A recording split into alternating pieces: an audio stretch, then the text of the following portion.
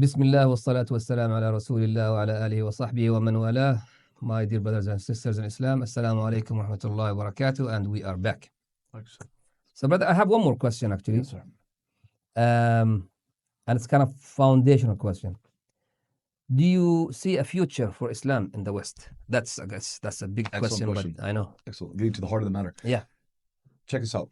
The West, if we want to break it down and analyze it, the West is Greco-Roman, Judeo-Christian, secular, liberal, humanist.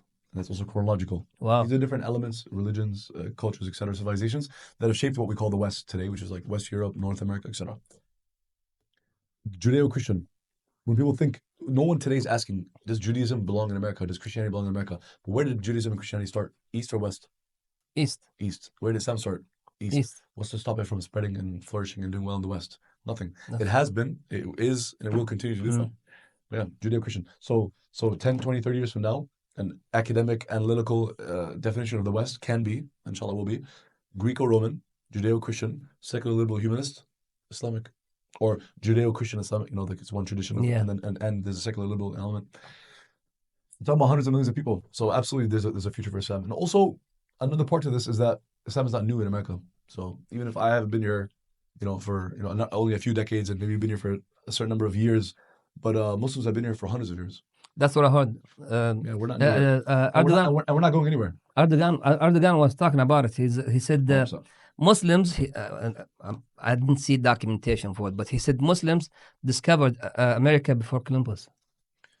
So Americans didn't like it, but facts are facts. There's a famous book that people can Google. It's called it was either They Came Before Columbus or Before Columbus, but you can Google it and you'll find it. Yeah. But yeah, there's different studies, different theories, different evidence, etc. for different Muslims from like Northwest Africa or from like Europe, Spain, Portugal. Muslims that were there for hundreds of years, they had been to what we call the New World or the Western world, 100%. Exactly. And even if none of that is correct, although there's a lot of evidence, even if they never checked with Native Americans before, even then, Christopher Columbus came with Muslims on those ships, had Muslims as well, and some of them were helping him navigate and so on. Yeah. So at least and those who were forced into slavery were 1/3 of those who were forced into slavery were Muslim from Northwest Africa or West Africa, and that's 400 plus years ago. So Muslims there was a story Muslims are not new. of a man, a Muslim man who was one of those ships. They brought them in, and they first imprisoned them. 100%. He was writing Quran on the wall, and then after they 100%. They abused them and everything, they forced them into Christianity. So I don't know, hopefully in his heart he didn't really 100%. But there's a number of stories we have, and I'm sure there's so many other ones, but ones we have in their books or journals, people writing the whole Quran from memory. Some of these people that were forced into slavery from Africa were like experts in a madhab. They were like scholars or imams or Quran or reciters, or some of them Maliki madhab, so like they were jurists or prince. There's a number of stories, and some of them were turned into like show and tell kind of thing, taken around Europe. Some of them were, I'm sure some of them were killed for that, because bottom line is Islam is good for America, and it's not coming to take over or attack people or make people. It's actually safe. But it's the future of America. Yeah. People convert every day, and inshallah, it's a positive for everybody. Imagine America where alcohol is almost none, minimal, very minimal, no drugs, no crime. I mean, no crime is never going to happen, but yeah, I mean, we know how, like a little bit more control, and less people in prison, a more productive in the, society, because people are not drinking and smoking weed. Lasting marriages, kids respect their parents. No feminism, no feminism is crazy. Yeah, but imagine a society like this. This is perfect.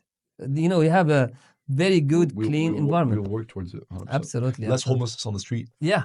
Well, we have zakat. We have a system of zakat where we take care of people that can't take care of themselves. Exactly. Someone on the street has a severe mental health issue. They can't work. They miss an arm. They miss a leg. They came back from war. They can't think straight. So like that, we do our best to take care of them. And Islam, single mothers. We have the highest rate of single motherhood in human history. We'll get into that, right? Because we're going to talk about relationships and So so Islam is good, and it's good for America. So don't think otherwise. It's all love. Absolutely. We can always discuss all these points. We can expand on any of them.